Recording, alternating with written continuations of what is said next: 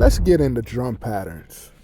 And typically, I guess more like hip hop, boom bapish type of drum patterns. Um, there's so many classic boom bap hip hop drum patterns, bro. Drum patterns where you can use that same drum patterns for millions of beats. I do it all the time. I grab that one drum pattern and just cook up, and it still just sounds so great. You know what I'm saying? But I want to get into, how we make our own multiple different types of drum patterns. I typically work here in Logic Pro. I do live finger drumming and stuff like that on my Akai Mini on the pads. But for the most part, ever since Logic has introduced the step sequencer, I have started using that a lot, much more than I do the drums by hand. But for beginners, I was going to talk about, especially if you're in Logic. If you're in Logic, this is definitely for you.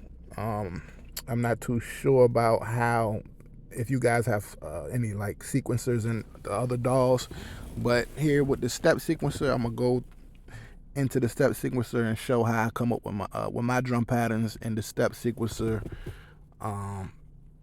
To how I get character out of my drum patterns and drum loops, and how I can start from something simple and just gradually keep on building onto that drum pattern, and within that you're making a lot of different drum patterns in one. Okay, so at least for me, when I'm making drum patterns, drum loops, velocity is one important thing that I use, to get character out of the drum loops. And the other most important thing is two most important things, at least for me: velocity and the start offset here in the step sequencer. So those are the two things that I focus on, because you can take notes off the grid, and you can lower notes and make ghost notes, with your velocity.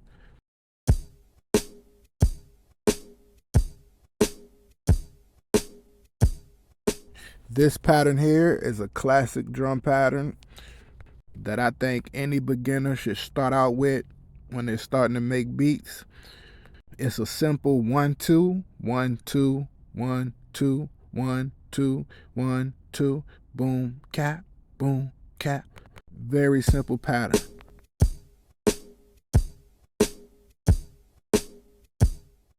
And just this pattern alone, I'm sure if I add a sample to it, it's gonna sound cool. And we're gonna let's actually see how that sounds right quick.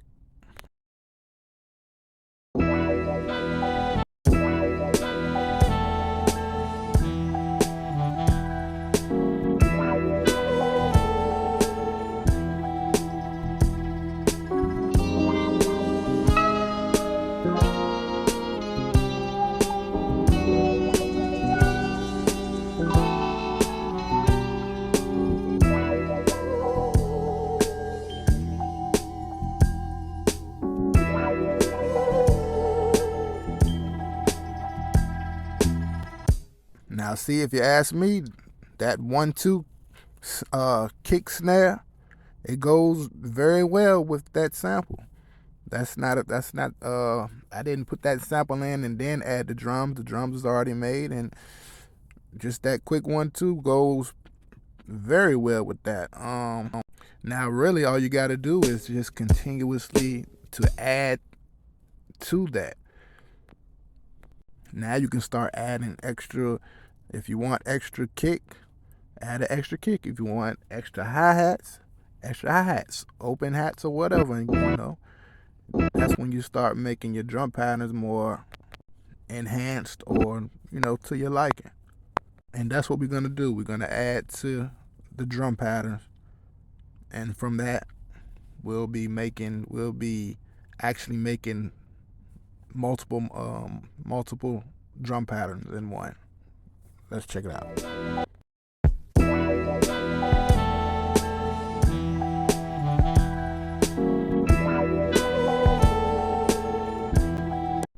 Now, just with that added kick, That is a whole nother drum pattern alone.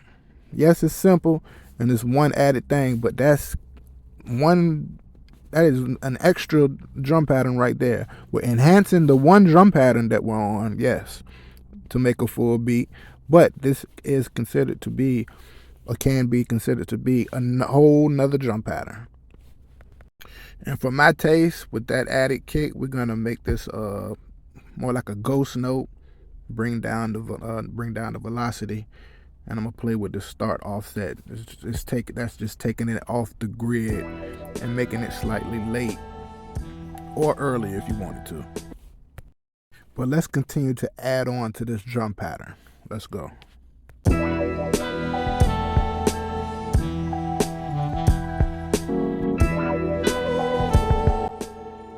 Now we have reached our third hip hop pattern. This is another classic pattern that you can hear in so many different hip hop records right here. But as you can see right here, I'm using the start offset, my favorite thing to use in the step sequencer, just to take my notes off the grid. It just helps the beat feel more loose and more realistic, and just gives it more swing and character. But once more, let's continuously add on to this drum pattern. We're going to continuously make different drum patterns all in this one drum pattern. Let's go.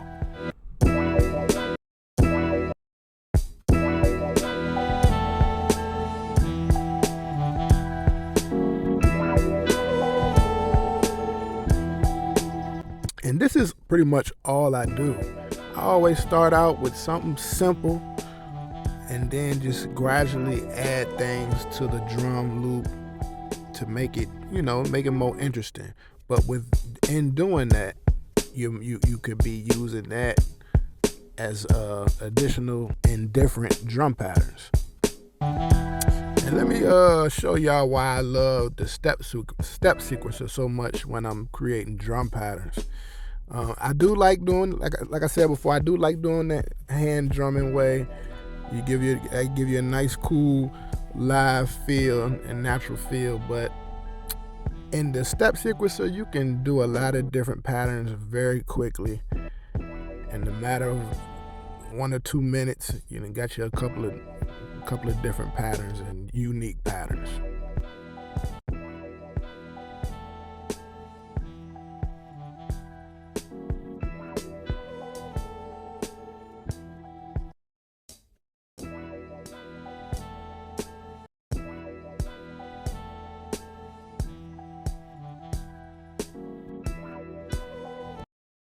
One quick tip that I'm pretty sure a lot of y'all producers already know about is, you don't want to keep your hi-hat right up under the kick. Sometimes you want to nudge it a little over, a little late, so that kick can pop. Just gives a much natural feel.